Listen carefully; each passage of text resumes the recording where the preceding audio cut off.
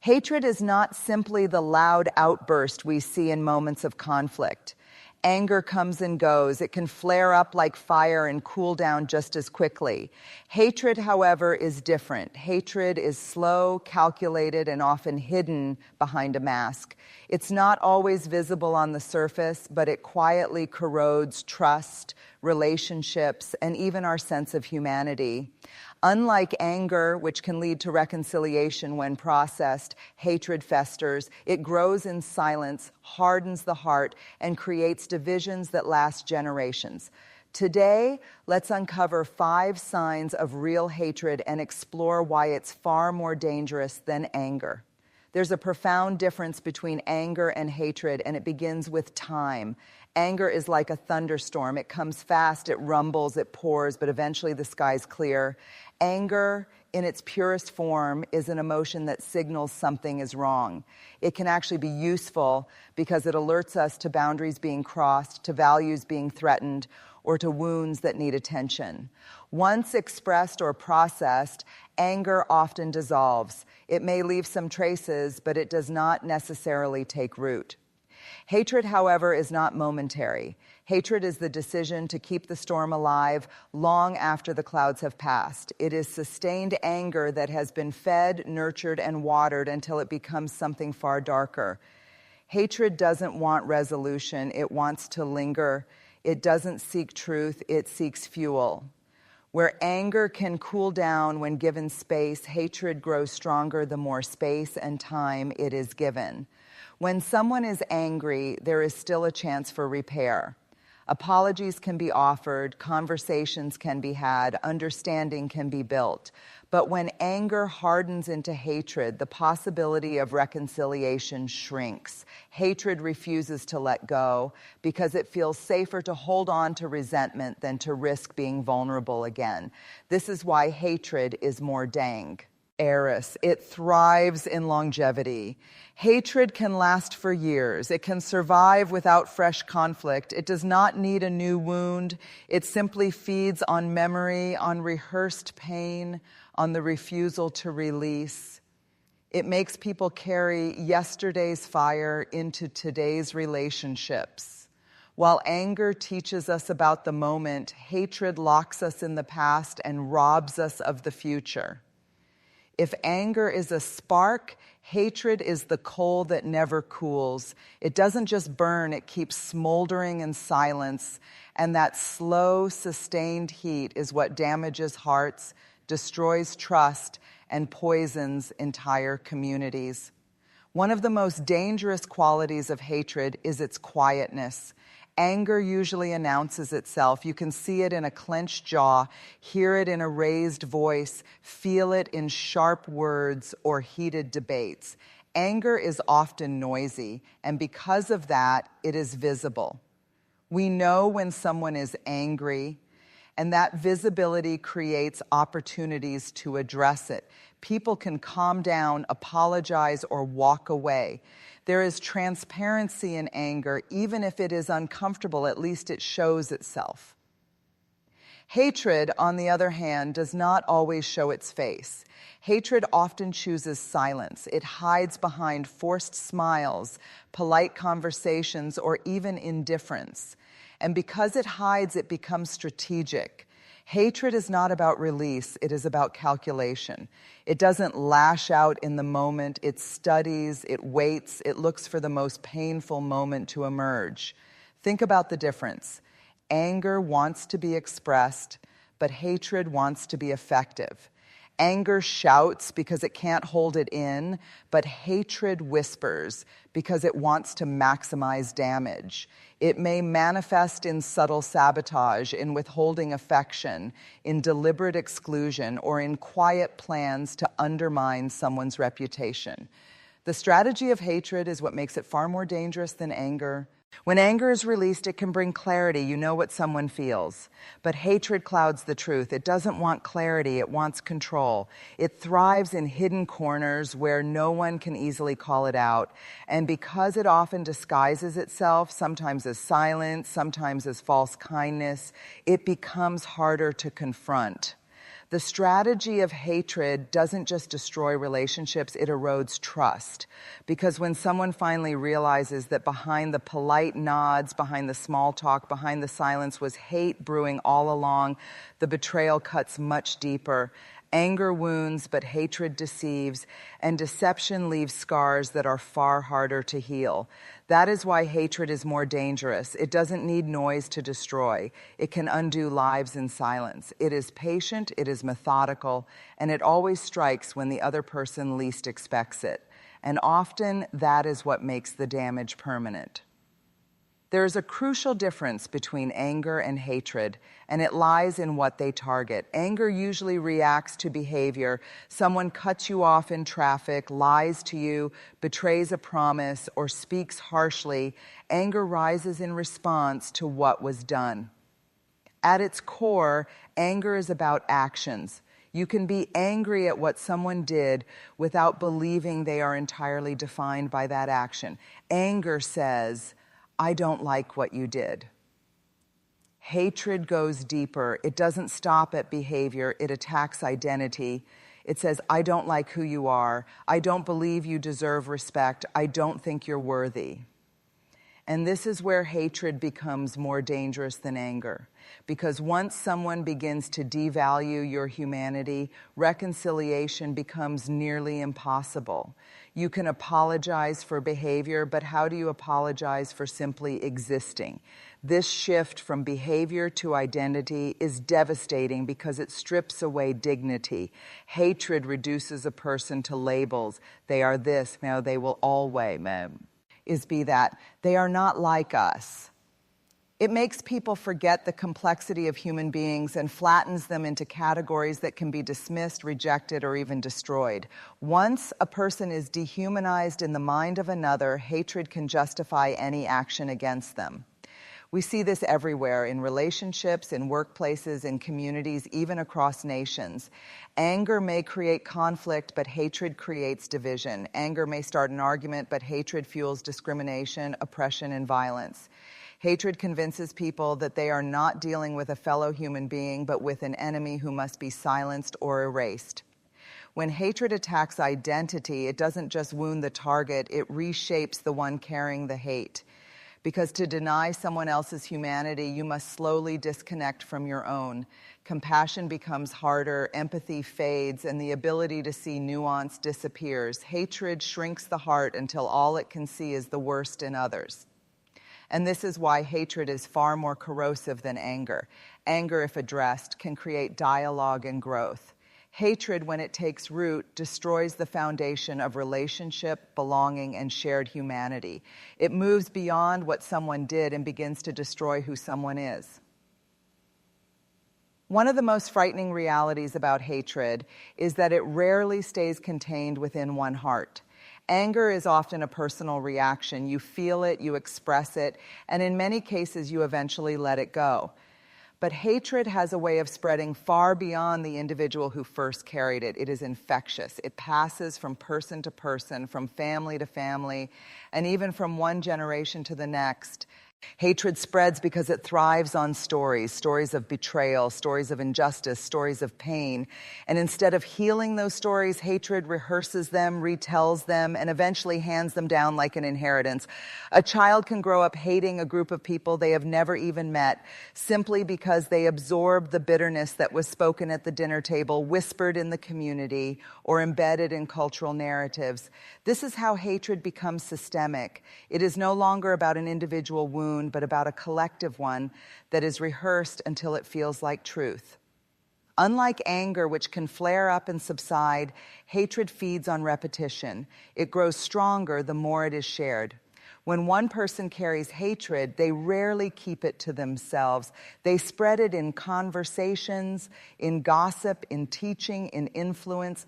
They infect others with their bitterness until hatred becomes normalized. And once it feels normal, it becomes almost invisible.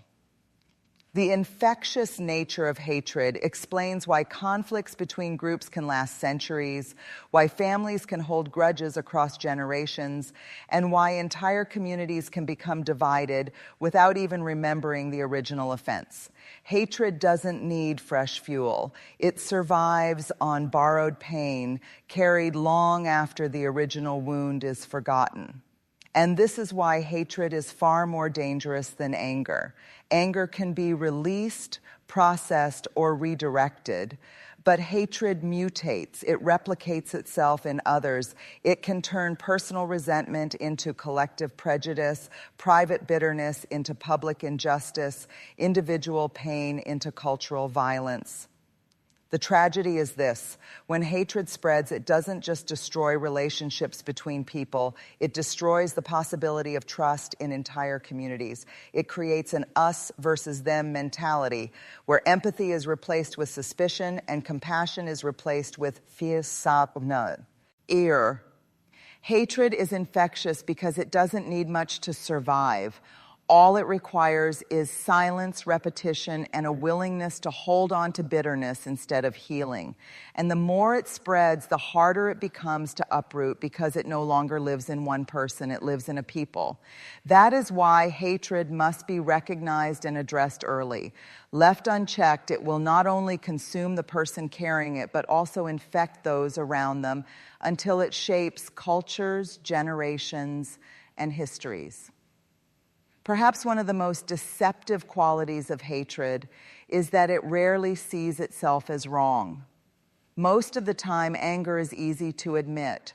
A person might say, "I was angry because you hurt me," or "I was angry because something felt unfair."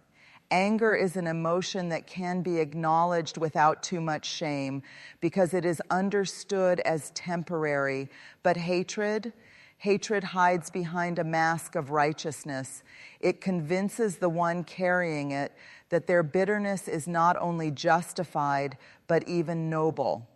Hatred whispers, "I have every right to feel this way. What they did to me was unforgivable. My resentment is proof that I stand for justice." And once hatred ties itself to a sense of moral high ground, it becomes extremely dangerous. Because when you believe your hatred is righteous, you stop questioning it. You nurture it, protect it, and defend it as if letting it go would betray your very values. This illusion of nobility makes hatred far more destructive than anger. Anger can cool with time and reflection. But hatred that feels justified builds a fortress around itself. Every attempt at reconciliation is dismissed as weakness. Every offer of forgiveness is interpreted as betrayal. Hatred convinces people that holding on to bitterness is a form of strength, when in truth it is a slow form of destruction. We see this not only in personal relationships, but also in families, communities, and nations. Hatred that disguises itself as justice gives birth to cycles of revenge. People convince themselves that retaliation is not cruelty, it is honor. They cloak their bitterness in the language of duty, of loyalty, of fairness. But the truth is that hatred dressed as righteousness only perpetuates harm. The danger is subtle. Hatred that feels justified doesn't look like hate anymore. It looks like principle. It looks like loyalty. It looks like courage. And that disguise makes it even harder to confront. After all, who wants to question their own justice? Who wants to admit that beneath their noble cause lies bitterness that is rotting them from within? And yet, this is the cruel trap of hatred. It convinces people that they are standing tall, when in reality, they are chained down. They think they are protecting themselves, when really they are poisoning themselves. They think they are fighting for what's right, when in reality they are being consumed by what's wrong. Hatred is more dangerous than anger because it doesn't just destroy quietly, it convinces the one who carries it that destruction is honorable. And as long as hatred feels noble, it will never be released. We often talk about hatred as if it's a weapon aimed outward, something we point at others, something that damages them. But the deeper truth, and maybe the most sobering truth, is this: hatred destroys the hater first. Before hatred ever breaks a relationship, it breaks a heart. Before it burns a bridge, it burns the soul that carries it. Before it takes anything from someone else, it quietly robs the one who holds it. And the worst part, it does this slowly, quietly, and often without being noticed until the damage is already done. Anger can shout and slam doors. It can make a scene. It can leave. Scorch marks, but anger usually comes and goes. Hatred, on the other hand, settles in. It doesn't storm through the house. It moves into the basement. It builds a bed. It puts up curtains. It lives there. And when hatred lives in us, it begins to alter the very way we see the world.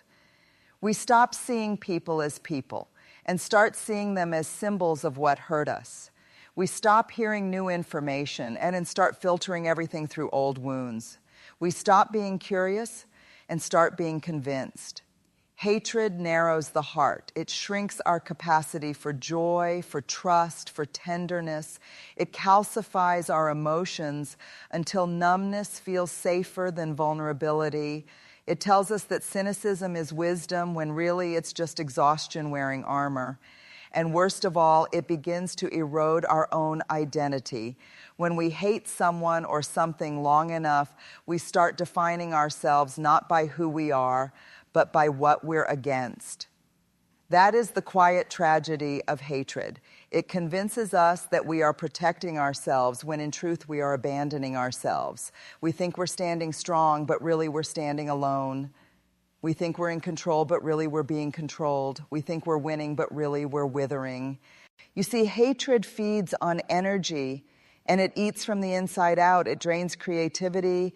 It steals rest. It makes joy feel suspicious. It numbs wonder. It erodes compassion. And it convinces us that this is just what it means to be realistic, when in fact, it's what it means to be disconnected. It disconnects us from our own tenderness. It disconnects us from others. It disconnects us from possibility.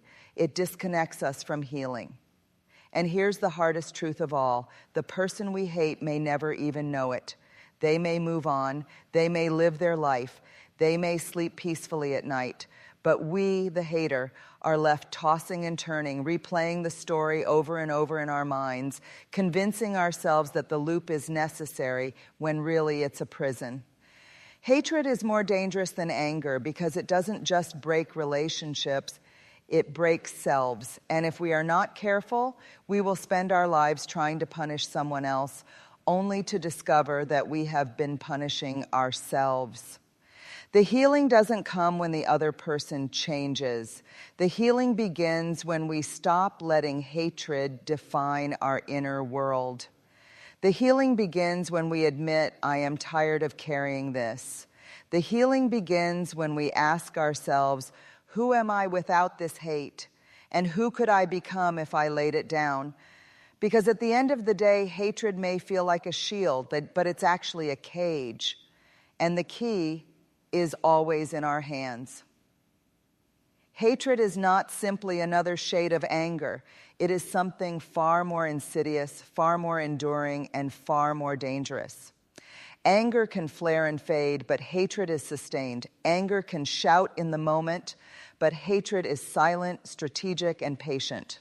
Anger reacts to behavior, but hatred attacks identity itself. Anger is usually personal, but hatred spreads like a disease, infecting families, communities, and even generations. And perhaps most dangerously, hatred disguises itself as righteousness, convincing us it is noble, even while it consumes us from within. The truth is this: hatred rarely harms its target as much as it harms the one who carries it. It corrodes joy, it shrinks compassion, and it rewrites the story of our lives in bitterness. It convinces us that we are holding power when in reality it is holding us.